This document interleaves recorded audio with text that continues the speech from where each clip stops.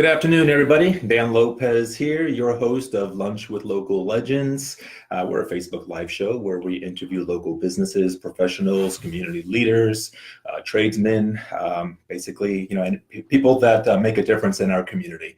My special guest here today is Richard Williams. How you doing, Richard? Hey, Dan. Nice to see you again. Good to see you as well. I've known Richard for many, many years. He's the owner of Atlantic Properties. They're basically our go-to repair, replace, install company. They do outstanding work. He's been working with us for I don't know how many years now. Almost 15. Holy mackerel, jeez. Time flies, doesn't it? It really does. But like I said, he's always our go-to guy. If it's a job that needs to be done, a project that needs to be completed, he's a guy to do it. He gives us incredible pricing. He guarantees his work.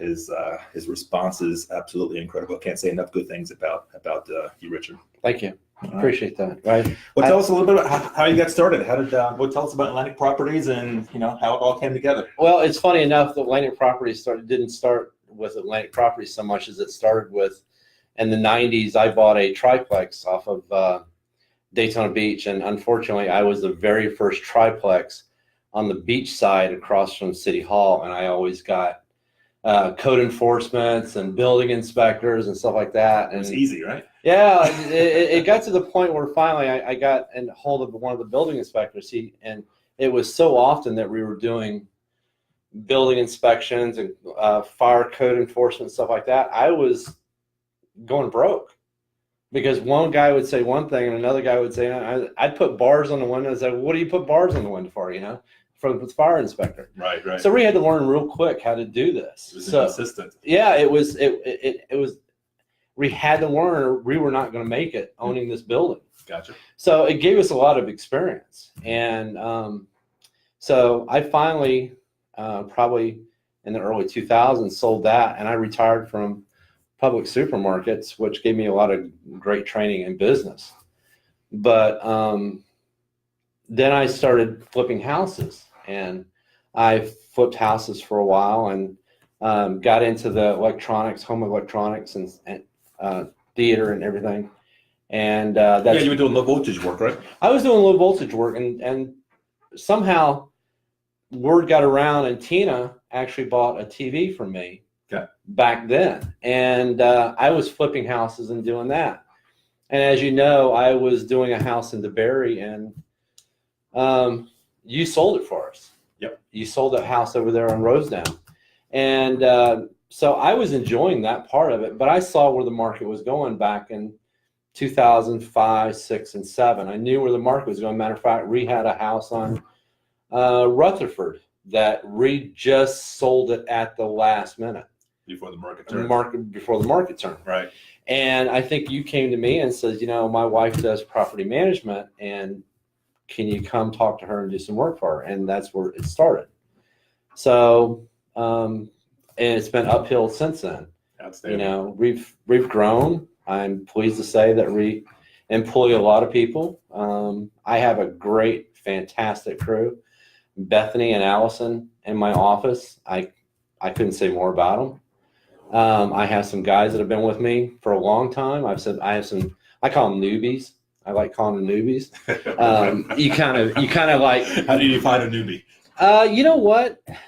I'm truly blessed because my company is word of mouth. Yeah. If you look for advertisement for us online or anything like that, you'll find a Facebook page, of course. Mm-hmm. But everything in my business has been word of mouth, and that's just amazing to me. Redonate. Redo things for schools and. Cheer and stuff like that with our names on it. But I, through people that I work with, real estate companies, plumbers, electricians, we work alongside of them. They say, well, yeah, call this guy. Well, yeah, call this guy, and I'm getting, this plumber gave you our name. And let me give thumbs up to Hancock Plumbing. Hancock Plumbing was incredible. Hancock Plumbing. As well. Yeah. And, they're Carroll's Electric, some of the same people that, Yep. You guys use that we try to bring into jobs for our customers. But that's how we kind of started, and it's just grown, and it was me in a truck, and then it was me in a trailer, and Chris Fletcher in a truck, and it just gone from there. So that's how we started. All right. I just want to give a quick hello to Adrian. Thanks for coming on board. Tina's watching. Hey, Tina. And Muslim is watching as well. Thank you guys for checking us out. If you have any questions for Richard, please feel free to ask away. So tell us a little about what are some of the basic services that you offer then? You started when we were talking before we went on air. You said it. You started mentioning the R's, the repairs, right, the rehab, the replacement. Yep. If we can't repair it, we're going to replace it. I would rather replace it than try to repair it. Sure. And then repaint. We either paint or repaint. Right. We are EPA certified. Now that was a big thing a few years ago. I don't think they enforce it as much, but we are still EPA certified. Now what is that exactly? Because not everybody knows what that is. Well, in the late 70s, anything from the late 70s back, 1978, and your house should be tested for lead base. Mm-hmm. Usually, I don't find the houses from the 60s and 70s. You come across a few. It's more the houses in the 20s, 30s, and 40s. Sure. Even in the 50s that have lead base. You're supposed to have a test. And if you're doing anything over a certain amount of square feet, interior, exterior, then you're supposed to have a test and do the proper EPA precautions. Right. And then you're supposed to have it inspected by an EPA professional like myself. And it's a little bit more time, but I do see the benefits of it. Even those that are working in that, the tradesmen that are engaged in the work on a property that has been tested with prior to 1978, they're supposed to be certified in this as well. No, they don't have to be certified. Now, most of my people are. My drywaller and some of the guys that do the paint are. Yeah. But it doesn't necessarily has to be supervised by me. It has to be my job. Gotcha. Okay. We can actually, another company can actually hire us as long as I'm supervising the job. I do a lead test. There's no lead, there's no thing. But then, even pressure washing, if you have pressure washing and it tests lead on the paint, mm-hmm. when you pressure wash, you're supposed to have tarps all the way around the house, 10 feet out from the exterior wall out. And then you're supposed to sweep the plastic off, put it in a bag, wrap the plastic up, put it in a plastic bag, gooseneck it, and then throw it in the dump. So, all right. So I guess with properties like this, then typically there would be an additional cost that would be involved. There is additional cost. We try to keep it to a minimum because, we basically work with investment properties. Sure. Realtors, people that are buying. We work with a lot of investors that are buying properties that turn them into a rental property. Okay. And then we do some private homeowners, but not a lot. Okay. We stay so busy with the real estate companies, which I'm very pleased to say. All right. That, it's basically more realtors, and we point them in the right direction, and if they don't go our way, then that's good. Well, that was kind of my next question for you. Who's your ideal customer? I have my ideal customers. Okay. I have my ideal customers. I have the real estate companies. I chose to work with these real estate companies, and some of them have chose to or not to work with us, and that's good. But I have my customer base. I don't think my customer base, we could grow, but I'm happy with my customer base right now. Okay, that's I feel that what he's telling us is that he doesn't want any new business. Everybody. No, that's not totally true.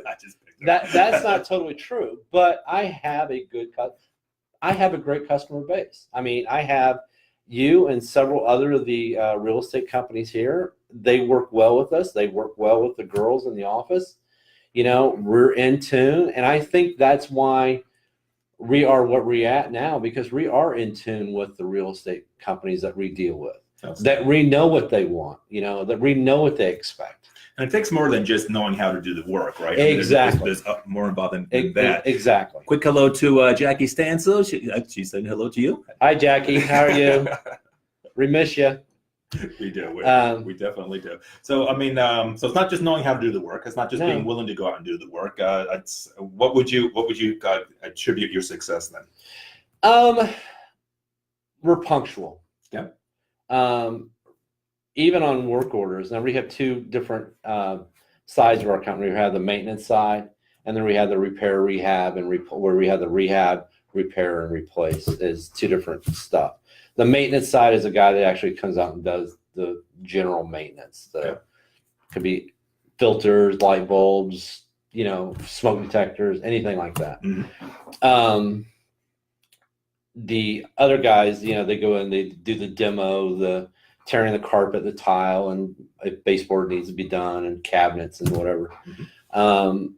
But I lost my train of thought there. I'm sorry. Well, I mean, I can certainly tell you what we appreciate from your service is not just doing excellent work, not just giving good pricing, not just guaranteeing the job that's being done, but it's also the communication.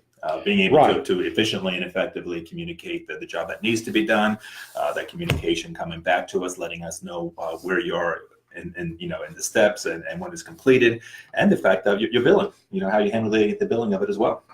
Like I said, and going back to your original question, is that communication is key. I think key to any business. But our employees are supposed to communicate with tenants to us, and then we communicate with the property managers or the real estate company. Mm-hmm. And we try to be there. If I tell somebody I'm going to be there at a certain time, I try to be there at a certain time. Right. I feel I did not build this business with advertisement. I built it with trying to do. If I tell somebody I want to do something, I try to do it. Right. And for the least last, if I said, I always did that, I wouldn't be telling the truth. But for me to sit here and say, yeah, if I tell somebody I'm going to do something, I'm going to do it, even if it's a loss. Mm-hmm. Right. You're it's kind of like just cost of doing business, right? Your word is your bond sometimes. Tell me about some of your favorite projects. Well, I'm going to tell you about one of my favorite projects because I get to drive by it every once in a while, and it's still in really good shape. As you know, somebody had a house that was had some termite damage. Oh, yeah, I think I know that house well. And it was one of my first in this area. One of my first big experiences of repairing rotten wood and the repaint and just getting the house back to where it should be. So that house was one of my favorite projects because the house, as far as I know, still looks really good, still in really good shape. And, you got to be proud of something you did 10 years ago. Right. Yeah, about that, I guess. Yeah. About 10 years ago, you drive by a house and it's still in good shape on the outside. He's actually talking about my house. We had a significant termite damage, and luckily we had a termite bond in place, and Richard gave us an estimate, and we submitted it, and it was approved. His company went to work right away. He did excellent work. You took care of it. You went above and beyond it, and it still looks fantastic to this day. Yeah, and I'm some of the houses, like I said, when I was flipping, still look good to this day. Right. And some of them haven't been repainted. They're still there. And I would like to say, knock on the door and say, hey, can you repaint this house? But you can't do that. We'll probably get ready to repaint ours here soon. I suspect. So one of the other ones I did was over in Alpha. It was one of the largest projects we did. Yeah. And it was a time crunch. The people had bought this house. They had already sold their other house, and they wanted flooring, paint, just all kinds of stuff done. And it was a pretty good size house. I think it was almost 5,000 square feet. Wow, that's a good size. And it was hard because we were working with a designer, and there was other people involved. So you're when you get a lot of people involved, it's kind of. But we came in on time. We came in on budget, and the house is absolutely gorgeous. On time and on budget, and a good product. And you know what? Cool. I got to say that one of my favorite things about this is that it was during the holidays. We had other large projects going on, and I was thankful that I got to bring my brother in town. Yeah. And my brother stayed with me, and he kind of just stayed at that property and managed it while I was doing other things. Of course, I would stop by, but managing these properties is the key. You can get anything done as long as you can point people in the right direction. You're exactly right. So we got a question from Tina. She says renovations, hurricane aftermath. Well, I guess, yeah. Okay, let's talk about, we're coming up on hurricane season soon. How do you guys help us when that You know, around? people hate hurricanes, and I'm kind of like, yeah, hurricanes. Everybody's like, are you out of your mind? And I'm like, no. Best time of the year for you, right? I always tell people, do as much as you can to prevent any damage. Mhm. A lot of damage is like trees falling on house. Sure. Have a tree trimmer. If you've got a branch that's over your house, have a tree trimmer come. Yep. Because if you have to hire them after the hurricane, Mm-hmm. guess what? So again, preventative maintenance. Right. You know, pull the lawn furniture away from the house, throw it in the pool. You know, bring it in the house. Do whatever you can to prevent anything. You know, if you have big limbs over a power line, and the power company is not going to rush out there to do your house. Exactly right. Maybe hire a tree service. Mm-hmm. If they won't do it, then you're on your own on that. But you know, any preventative maintenance you can do for hurricanes, whatever. Now, how about for like immediate needs? So, you know, we call you up and we got 6 or 7 properties that they're experiencing some roof leaks. We've put tarps on roofs during the hurricane, Which is absolutely crazy. Yeah, it's. I've got guys, God bless them. They're like, oh, I'll go do it. And I'm like, what? Okay, you know, we don't do it when it's 30, 40, you know, Sure. But if there's still a little bit of a drizzle and rain and stuff like that, and Mm-hmm. you know, most everybody, you know, none of my people, I will say it again, I'm blessed. My people are there the next day after the hurricane, so they're ready to work. You know, Well, that's important. Like in case of a roof going down, you know, a roof leak, you know, during or after a big storm, the first thing you want to take care of is to stop the water from coming inside the house. Yeah. So sending, you know, we're just guys out there right away as soon as possible to get it tarped is of utmost importance. So. And last year, it was funny. Last year we have an investor. We've redone some house for him, and he left town to get out of the hurricane. Yeah. He calls us and says, hey, I'm here. And I think he was in North Carolina. He says, I'm here in North Carolina. You want me to pick up some tarps for you? Yes, please. Yes, please. You know, and he did. He brought a bunch of tarps for us. And we still have some of those tarps from last year. Everybody's like, oh, no, we don't have tarps. Yeah, we had tarps. Excellent. So, you know, that's the kind of thing you sit back and go, yeah, it's something must be right in your world when people think of you and say, hey, you want some tarps to bring to you for your business? Yes, please. You know, well, they know what you're taking care of at that particular time, right?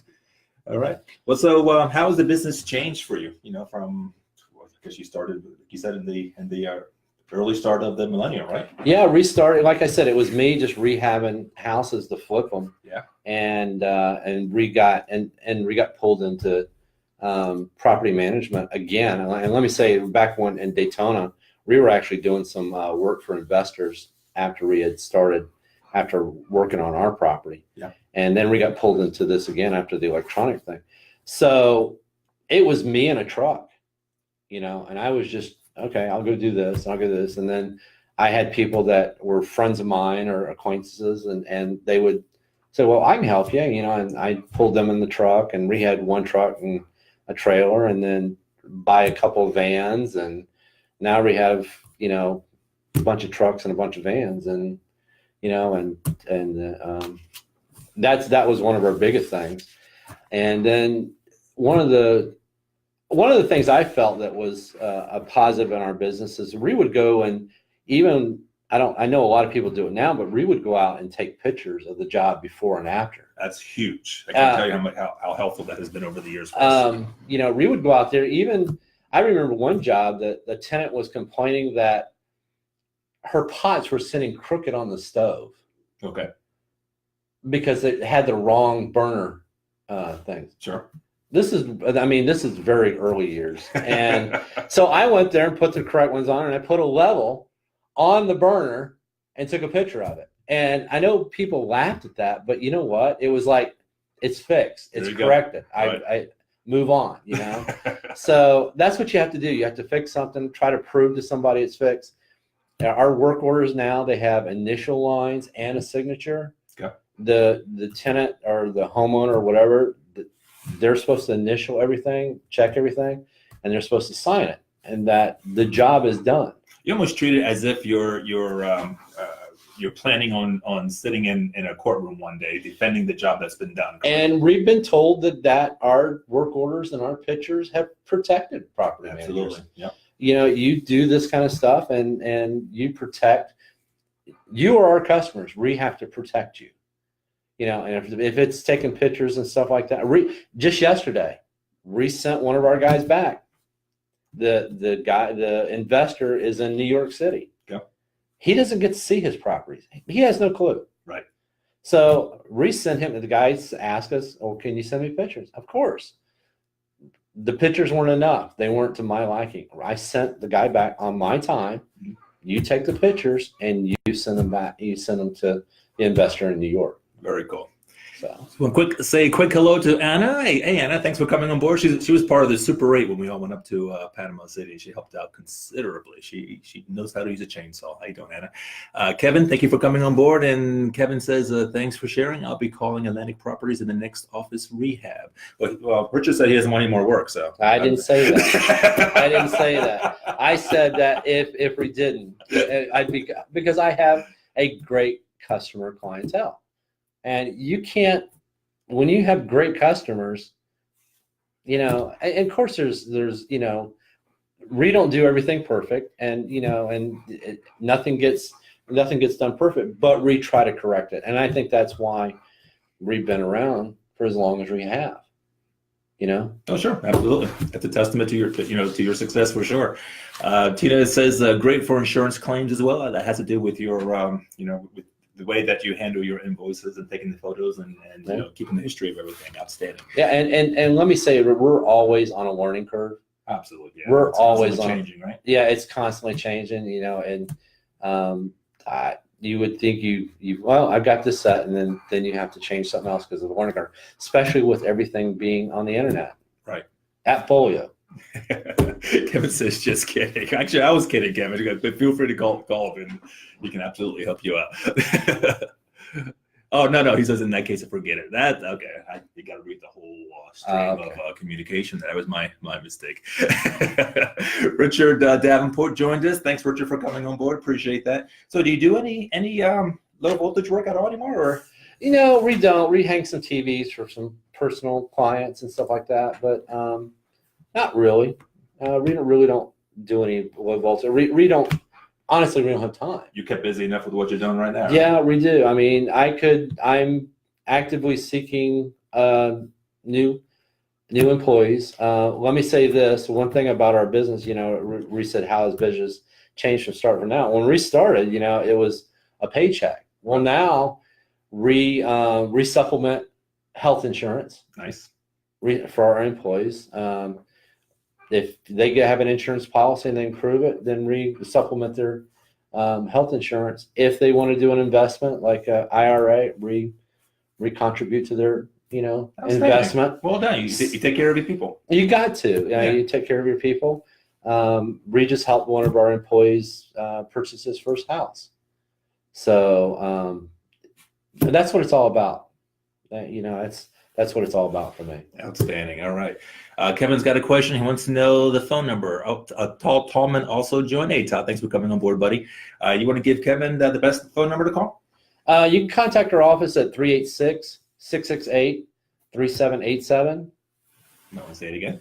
That's 386-668-3787. Fantastic. And the area code 386 stands for fun.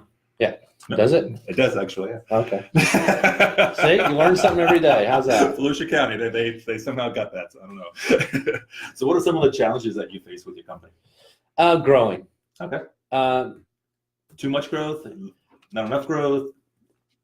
I've tried to grow too fast before. Okay. And it kind of, if you don't manage it, sure. Again, the word management come back to, and the conversation. Mm-hmm. So we're a, as you know, I don't know if you know this or not, but we are a debt-free business. Excellent. We have no debt in our business. Outstanding.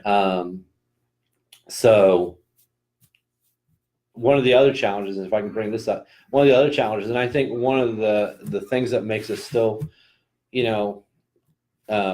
appealing to other property managers is that we understand that property managers, they pay out 30, 45, 60 days. Yep. We carry that. We can carry that. There's not a lot of companies that can, That's what I alluded to earlier when I was talking about how you handle your billing as well. Yeah, we carry 35, 30, 45, 60 days. Mm-hmm.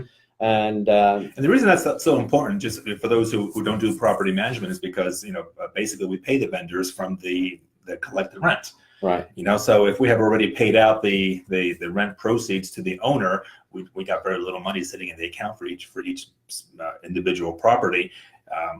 Let's just say we're carrying a couple of $100 and the job comes in at $800-900. Well, we don't have the funds to be able to pay the whole thing. So the fact that you're willing to invoice it out 30, 45 days at a time, we can wait for the next month's collected rent to come in, and then we're able to properly pay you guys.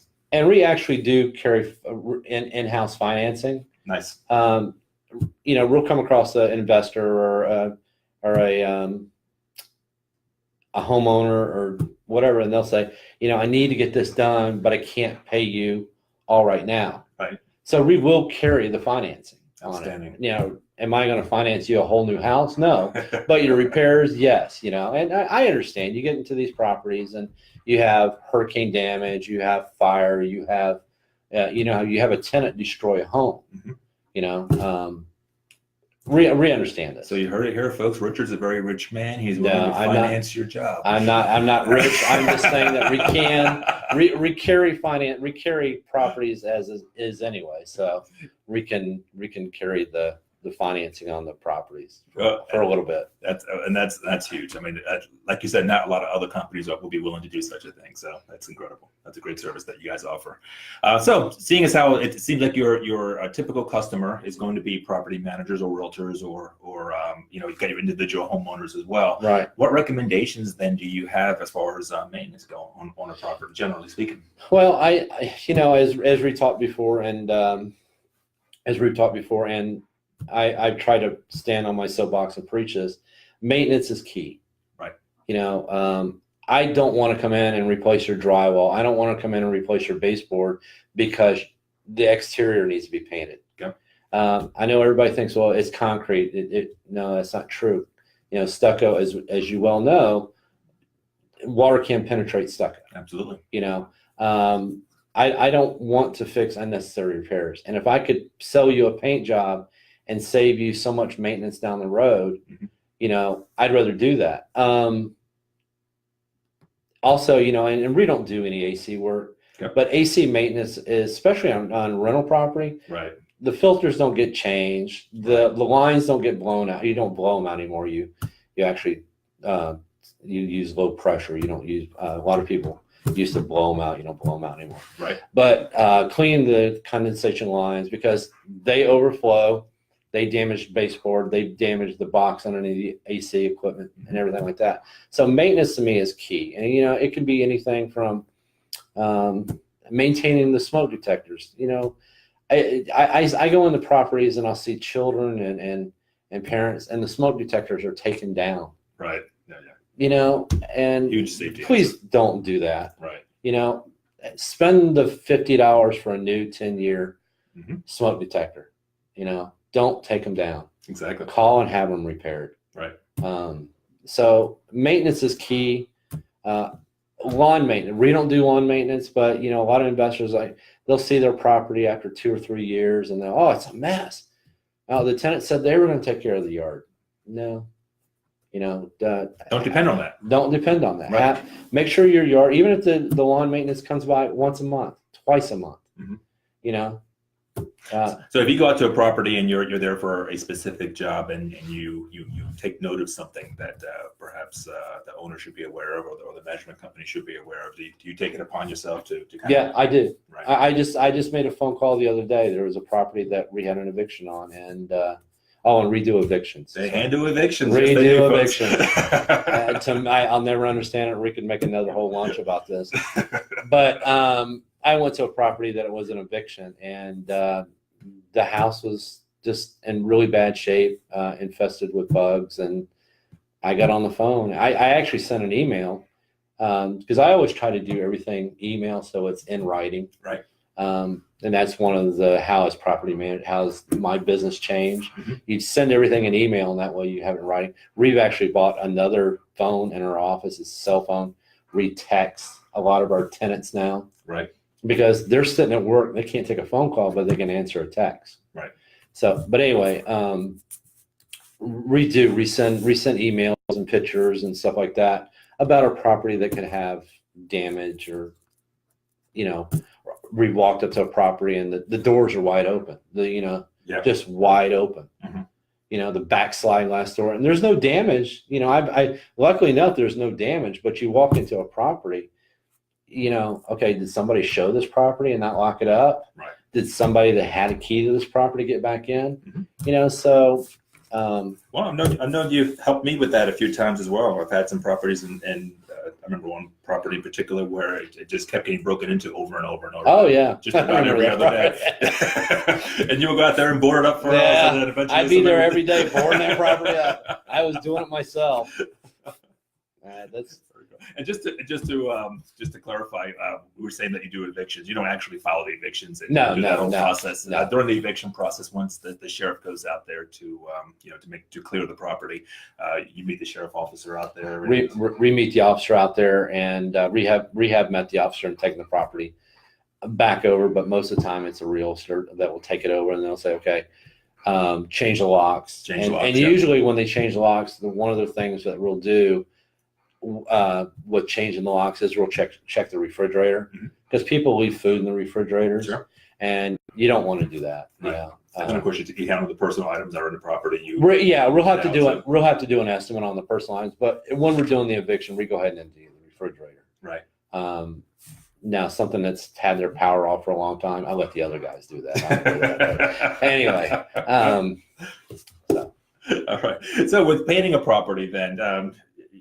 You can go out there and you can get 3 different bids from 3 different companies, and they could be, such a wide range. What should we be looking for when hiring somebody to do a paint job?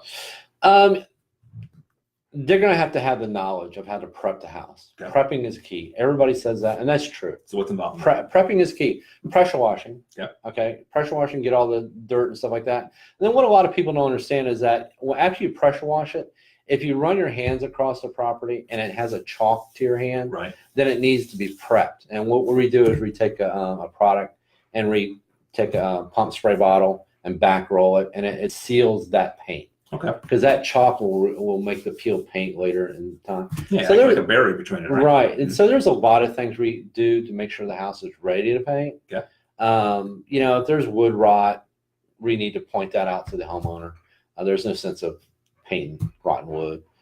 If there are spider cracks, I've come to some properties where it's been a decorative column and it's breaking away from the house because it didn't have the right footer or whatever. And so you just point those things out, and then you put the paint. The paints have evolved so much too, with the primers and the paints and the elastomerics and everything, and the products have really come along. But still, we live in Florida. Right. Enough said. So you recommend doing the primer and then the paint? No. If you have a problem with the house, like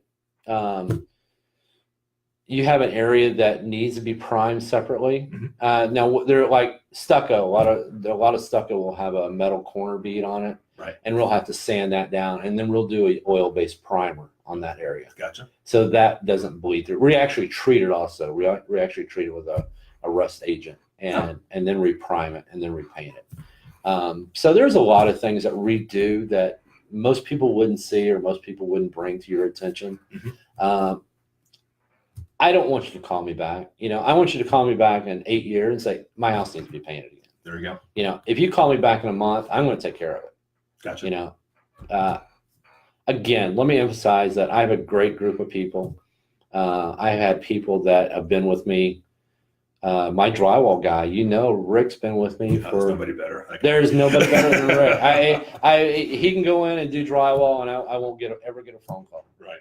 And Rick's been with me 15 years. I don't know how he does. I've tried some drywall work, and it looks terrible. And one of my painters, it's just he's a great painter, and he gets out there and does a job, and we just never hear about it again. We don't even hear about a problem, and that's what you want to hear. Yep.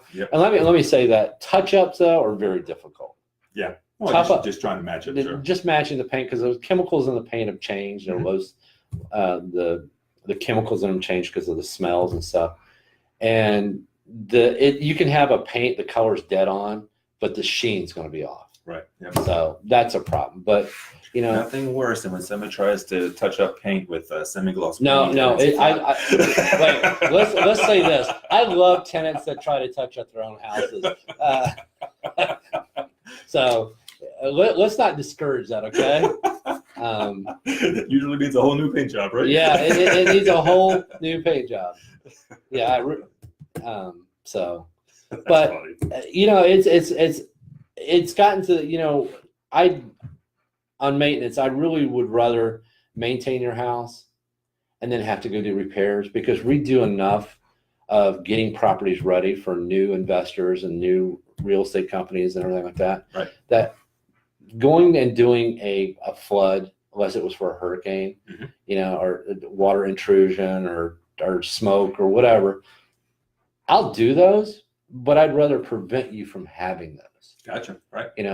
It's the big jobs are going to be there anyway, so the big jobs are there. You might as well focus on the maintenance, and each homeowner can save themselves some money in the long run because of it, right? Yeah. Right. Just spend a little money on maintenance, and I think you'll appreciate your investment more in the long run. If you plan to keep this property and get it paid off, when you have that property in 20, 25 years that you want to sell it, if you maintain it, that, okay, I've taken care of this property. I feel good about selling this property. Okay. Might be catching you off guard a little bit on this question, but what's the strangest job or project that you've had? Oh, again, that could be a whole other one. You write a book, right? And while you're thinking about that, I just want to say a quick hello to Michael Krieger. Thanks for coming on board, buddy. Really appreciate it. The strangest thing, I think, was an eviction. Okay. It was an eviction, and the house had been vacant for a while. It was really cold outside, and 2 young kids were trying to just get out of the cold. And it was sad to throw them out, Gotcha. But they had no right to be there. Right. So that was the hardest thing. I think evictions are the strangest things. You just see how people, they just live, and you're like. See, I thought you might bring up the property that I think you did for us maybe a year or so ago. Maybe not quite a year. The condo. Yes. I wasn't going to bring that up. How's that? That was weird. That one I actually had a hard time with that. Oh yeah, everybody would have a hard time with that. Actually, what's so funny is I had my whole crew, and I could not send them into that property. Just to kind of give a backstory on this, it was a property that the tenants were upset with the owner, and they kind of sabotaged the home in the most disgusting biohazard way that you can imagine.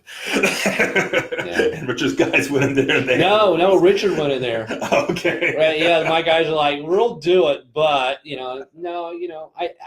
I will never tell my guys to do something I won't do. Gotcha. Right. But that's not even the one I was thinking about. I was thinking of something even worse than that one. Which one are you thinking about? Unfortunately, a young lady decided no longer to be on this earth. Gotcha. And I had to go in, and that was another one. I went in and took care of myself. I see. All right. And taking that out of there was a little bit more than I anticipated. Yeah. So that's a weirder thing, and I could go the rest of my life without doing that. Yeah, you don't want to have to go through that twice, right? That was pretty tough. Well, it shows your dedication to your work to be willing to go in and handle that for. Unfortunately, that's a reality. Those kind of things come up. Yeah, and let me say this: I hate to see properties damaged. I hate to see what some people do. I mean, we've gone to properties that have been vacant, and somebody's walked in and took a sledgehammer to a toilet when it was vacant, and then the property's flooded. Right. people vandalize. And so I'd rather just do the maintenance work to prevent stuff like that. The one property we were talking about, that reboarded after board after board after Right. board. Yeah, every other day. It was to the point where I was going to call the owners, like, what do you want me to do to this place? I don't want it vandalized anymore. Right. I can't put so many boards on the window that they rip them off. Right. And we put plexiglass. Rewound up putting plexiglass on the front, and good thick plexiglass. You couldn't throw a brick through it. So, You're always doing incredible work. I want to say a quick hello to David Johnson, Seminole County's own property appraiser. Thanks for coming on board, David. Really appreciate it. So, in closing, you got anything that you would like to share with the group out there about your company, about yourself, or any advice? I got into this because of properties. I had a friend tell me once, you can take an ugly property and make it beautiful. Right. And I want to kind of go off to favorite properties. I want to go off to one of my very, very favorite properties is in 2016, I decided to downsize. Yep. Personally. Right. And there's a property that I just kept on looking at, and it'd been abandoned for 5 years, but it had space for an office and it had a home on it. And it was abandoned for 5 years. And they had stolen all the copper. They had stolen all the wiring, everything out of the house. But it had good bones, right? It had good bones. You couldn't have more concrete block and concrete in the house if you wanted it. Right. So I went in there and totally remodeled it the way I wanted it to. Didn't really increase the footprint of the house because I was trying to keep the cost down. And I told my sister-in-law and my brother at the time, I said, my sister-in-law, she would fly into town and help me pick out products. Ladies and gentlemen, I can fix anything, but don't ask me to pick the colors or anything like that. So she flew in to town and would help me pick colors and tile and stuff like that. And she asked me, she said, what is the one thing you want? And I said, I want people to stop and look at that house and go, wow. And you know what? We pulled it off. Excellent. All right. We pulled it off. It's not a big house. It's not a huge house, but we took a 1955 home and turned it into a mid-century modern. And it has a different garage door. It has a little bit different front entrance with the orange door. And I'm really, really proud of it because all my neighbors go, oh my God, I can't believe what you did to that house, And I'm not trying to boast, but I will. But you will anyway. I will. But ever since I remodeled that house, almost every house on the street has been remodeled. That's what it takes sometimes, just for one guy to do it. And it's just a great little neighborhood. It's not a fancy neighborhood. Because I came from, the bigger house that you sold and then the house in DeBerry Golf and Country Club. And then I just say, it's too much maintenance. And so I did this house and I couldn't be happier. Very cool. And so that's got to be my favorite project. And I get to have my office, 200-300 feet away. Nice. So I guess the commute's horrible. It really is. You don't have to deal with that I-4 ultimate traffic. Yeah. Huh? Well, talking about, I do. What do you do? Just not going I do. I put some miles on vehicles, so because we do cover all of Central Florida. We cover anything from the East Coast around Daytona Beach, Ormond Beach, all the way down to, we try to stop at Kissimmee, but we go over to Apopka and over to Oviedo. So there's a big circle there, probably the 429 and the 417 circle, right, and everything in the middle of that. So we do cover a big area. You do, yeah. Yeah, we do. So excellent. I heard someone make a statement yesterday at an event that I was attending. They said, next time you're stuck in traffic and you're looking around, you're complaining about it, and you're cursing everybody for being there, you look to your left, you look to your right, and then realize, don't be mad at the traffic because you are the traffic.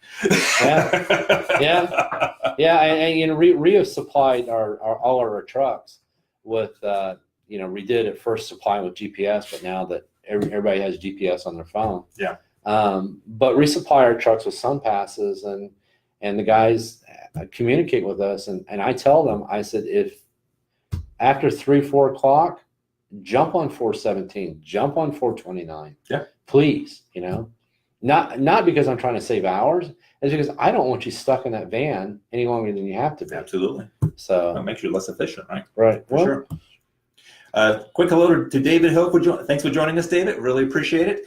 All right, Richard. Well, great job. Really appreciate your insight and telling us about your company and giving us some advice. Great job. Okay. Thank you. Anything else you want to share to everybody? I just want to say thank you to all my customers and all my employees and everybody that's helped us out. All right. Well, if you want to reach out to Richard and ask him, give you an estimate or a quote on a job, feel free to give him a call. That number is again 386-668-3787, and talk to Bethany or Allie. I'm usually not in the office, but I can be easily reached. He spends all his time doing Facebook Live shows. Yeah, that's what I do. that and estimates. Thanks, buddy. Appreciate it. Have a good day, everybody. Happy Friday.